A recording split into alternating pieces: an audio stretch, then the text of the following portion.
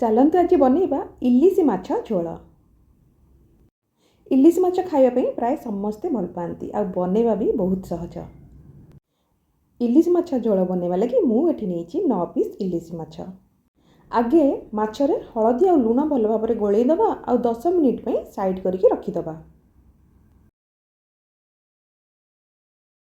आ मसला बनैबा लगी नबा 2 चम्मच धळा सोरिष आ 1 चम्मच कला सोरिष। फर्स्ट आमे भल भाबरे ताकू धोई दबा और 5 मिनिट पई बतुरेबा पई छाडी दबा।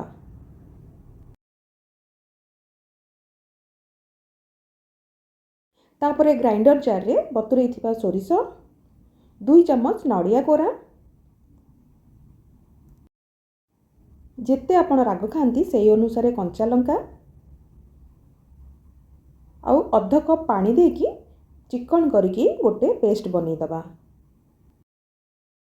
इलिशी माछ झोल रे सोरिष मसला बटाटा जिते चिकन होइतिबो खाइबा पई झोलटा सेते भल लागिबो। आउ गोटे बोल रे नबा 1 कप दही भल भाबरे फर्स्ट दही को फेंटी दबा।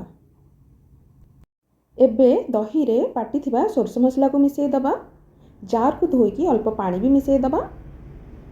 स्वाद अनुसार लुण दे दबा आउ फाळे लेंबू चिपुड़ी दबा।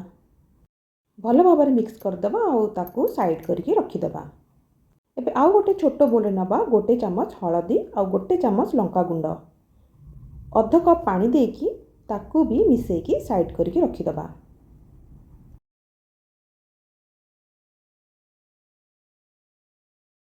एबे कड़ाई गरम करबा आउ कड़ाई रे दबा 2 रु 3 चम्मच सोरिष तेल। तेल गरम होला परे माछ पीस गुडा को भाजीबा। माछ पीस गुडा को बेसी टाइम भाजीबानी। 1 मिनिट होला परे माछ गुडा को उल्टे दबा। माछ पीस गुडा को आराम रे उल्टेबा जेमिति कि माछ पीस गुडा को भांगी न जाए। टोटल 2 मिनिट माछ को भाजी सारला परे आमे गोळे की रखिथिबा लंका आउ हळदी रो जो पानी ताकू आमे माछ ऊपर दे दबा।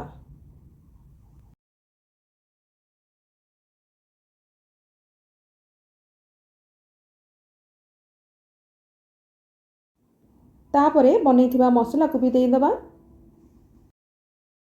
ग्रेवी चेक करिकी जदि दरकार टिके पानी भी दे दबा। आस्ते आस्ते ग्रेवी को आमे गोळेबा जेमिति माछ भांगी न जाए।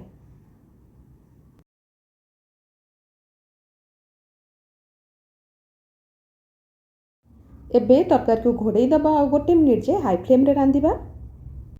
तापरे फ्लेम को मीडियम करके 8 मिनिट जे रांधिबा। 8 मिनिट परे तरकारी को चेक करिबा। आस्ते आस्ते तरकारी को आमे गोळेबा जेमिति माछ भांगी न जाए।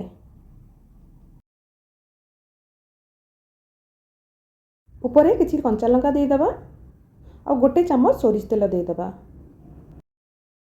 पुणी घोड़े की 2 मिनिट जाए रांधिबा। और 2 मिनिट परे आपनकर इलिशी माछ झोल रेडी हो जाइथिबो। इलिशी माछ झोल प्राय लोक गरम गरम भात सहित खाइया को भल पाती। आपणकर जोथिरे पसंद ता सहित खाई परिबे। रेसिपीटी घरे निश्चित ट्राई करेंगे। जदि वीडियोटा पसंद आसे ताहले वीडियोटी को लाइक कर देबे। चैनल को सब्सक्राइब कर देबे। Thank you.